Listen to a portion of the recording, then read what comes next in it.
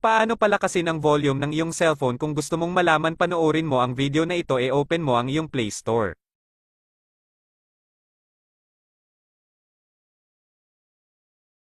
Type mo volume booster.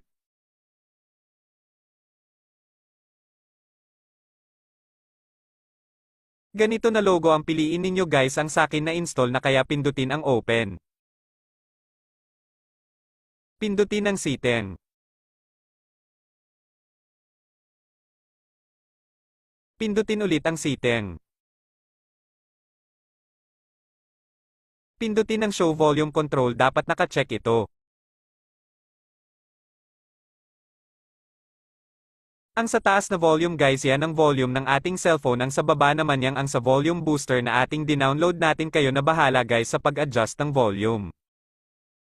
Sana may natutunan kayo sa video na ito. Thank you for watching. Have a nice day.